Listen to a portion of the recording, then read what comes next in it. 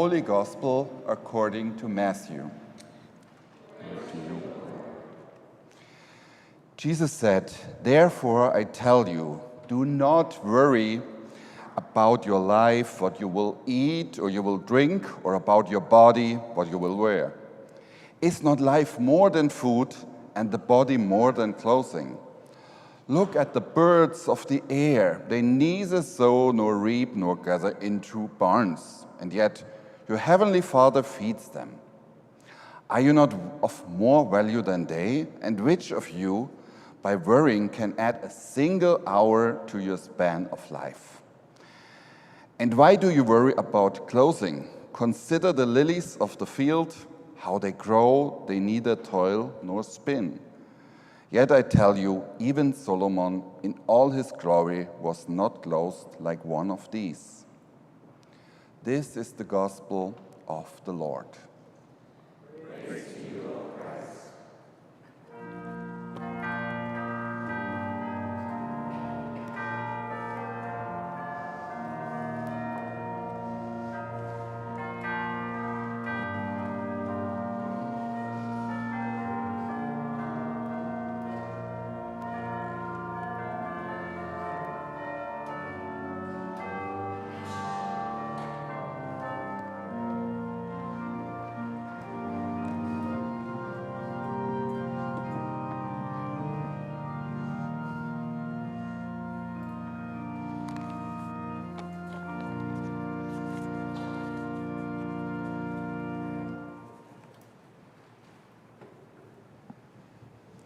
You may be seated.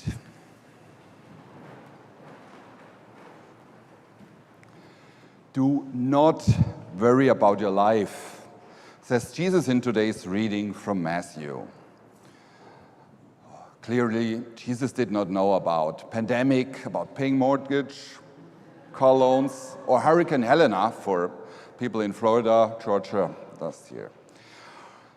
They don't know about tragic losses or whatever unexpected anti-racism, people being discriminated by gender, race, or other things. Thank God. I could name more, but there's so much to worry about. The kids, pets. I cannot understand this. But this worrying is one of our things to consume it every day, watching news around the clock, having our cell phone. They can overwhelm us, weigh us down with the sheer force of its load. So can any one of you, by worrying, add a single hour to your lifespan? So by the second we can think a little bit, think, all of this worrying, we know now by all psychologists, psychiatrists, science, that even this puts us down. If it gets in a circle, a vicious circle of anxiety, can lead to depression, mental illness. So, of course, Jesus knows of all these worries. He knows us, he knows the worries, and at this time, there was war, was kind of destroyed. Israel was destroyed by and conquered by a lot of, the list would be long, it was Greeks and then Romans. We know Jesus' birth, the Roman occupation. And then later on, there was war and even the temple was destroyed. So, of course, they knew of all this trouble and they did not have good health insurance or car at this time. So, we know Jesus knows our trouble, he knows the trouble of Israel, knows us people, us human, and all the creation. But also in this reading, Jesus knows the balance and the great creation. And I love the word balance of creation, because if we have Genesis reading, some excerpts, it's a balance of the nature. We have all the pets, and in all different cultures, we have different pets. So imagine the snake, we kind of see it, the wicked snake, but in China, it's wisdom, it's the wise snake. So, or the cows, we eat them, nice cows, but in India, they are holy, will not eat them, and they like him, it's their nice holy cow. And we love pets, small animals, dogs, but of course there's also the wild animals and the nature. And every one of us is different. We have the balance in the gospel of the lilies and the birds.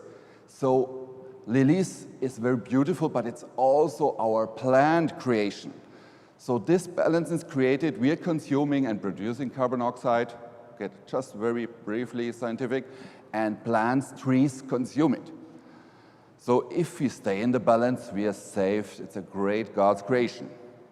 Of course, downside, if we exploit all rainforests, cut down all trees, might be and produce a lot of gas and run down and oil and heat up, consume too much, balance gets a little out of balance. So we have people under us, they love the pets, and we have people that may be scared and said, oh, I'm more this quiet guy in the nature. I like quiet places, I like forests, or I like plants, to raise plants. So this is a whole balance of creation. And what do we celebrate today? We have the White Pyramids, the Feast of St. Francis. And I guess this guy is one of the first who understood this fully, and it's an example and role model for us. That's we remember him. It was 12th century, and what do we remember? We have the icon here, and usually St. Francis is built with birds. Here an owl. Sometimes there's a wolf, even there, kind of show the balance. Don't have the nice birds. And well, if I checked Francis, you have like books. You have like 20 pages. I think if you look, Google, you have 20 pages, and on the first 2 pages, it does not even mention, or maybe very brief, the bird's story. Because one of the things with St. Francis, we have to remember too, is he was kind of a high upper middle class kid, and for this time he was getting a high education, which was very uncommon, and he's not short of money. Yeah. If you're low on money, it's like easy to say, oh, don't worry, don't have anything to lose anyway. But this guy had a lot of money. He was hanging around with friends, we know, and kind of invited them for drinks, party, we would say, today. This is for me most impressive, because if you're this spoiled life in Italy, yeah, la dolce vita, spending time with your friends, not running out of money, and then switch on the poor life of a monastery order and kind of, now I'm gonna go on this Matthew gospel, I'm gonna go on Jesus' message, and yeah, then go around begging, praying in empty chapels, empty church buildings, or in the nature, listening to birds and the creation. That's for me a much stronger sign. So if we look to this creation, it's easy to say, oh, all these puppies here, I love them, and all furry pets, have a hamster, I have a cat, I'm sorry, it's a white furry cat, and even this cat is not behaving, or it's my wife's cat, so I'm the litter cleaner, the can opener, you know. I'm thinking of, yeah, it's easy to say we love the pets, but what is with ants, or what is with rats? I mean, I have hamster, I love mice, I love all kind of rodents, but if you have the rats in your basement, or the mice in your walls, or the ants, I admire them, but if they go in, I say, I'm not sure. So the creation is a different view. All of them, they all have their place in this balance of God's creation. Even we love some pets more. I mean, we have different, some like fish, they're quiet. some even like little reptiles, snakes. So we're gonna watch the whole creation and can trust it's good. So with this part, I want to switch more to our little pets. We want to bless today, and I have some thoughts of these pets. They mean so much to us. We have puppies and cats, but it's like, how can they be? They can be like children. They want to get loved, they want to be fed, they're crying at night if they're in need of something. But pets are companions. You remember in pandemic, for a particular time period, our pets are with us and they go through every emotion with us. They see us crying, they see us laughing, and they see us sick, they see us full of energy. And some pets are more at-home pets. Other pets are going, like puppies, more on following us wherever we go. They comfort us. Pets feel how we are doing and what we need. Pets are hungry. They are hungry for love and food. And of course, we know they can make big drama if they don't get the right food. And even if it was the right food with cats last day, it's not anymore today.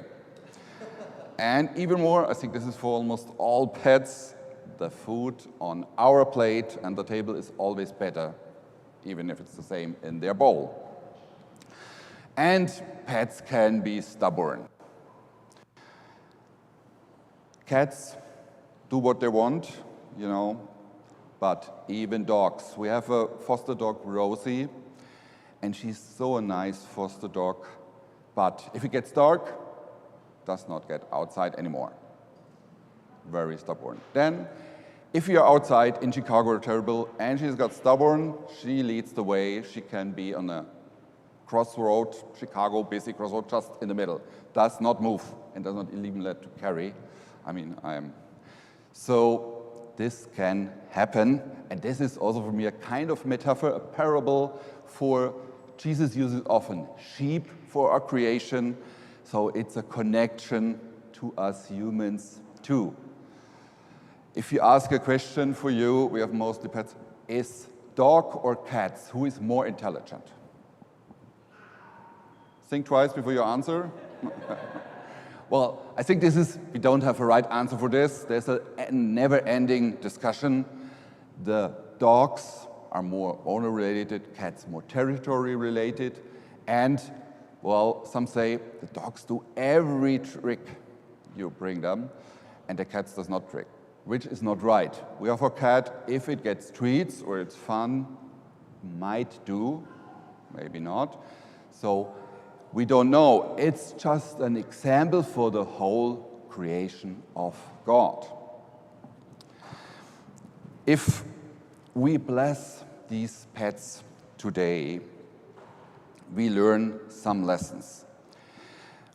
They offer us a reminder to be present, to participate, to notice what our friends and family are saying, seeing, and a reminder to pay attention so that we may understand the deep longings and needs of the world around us, which is desperately in need of being seen. And also, I believe in the lessons of our gospel today and in the life and witness of St. Francis. So, summarize St. Francis. See with new eyes and insight. Do not let worry cut you off from relationship with God. In that perfect freedom of relationship with Jesus, Francis was able to see God in all creation, in the earth, in the sea, in the moon, the sun, the light, but also the darkness is in balance. The two-legged, the four-legged, whatever, creatures, or the six-legged insects, eight-legged spiders. And as we celebrate this great day, may these dear, beautiful pets we've brought for a blessing, nudge us with their cold noses and gentle kisses into remembering to see our world with open eyes and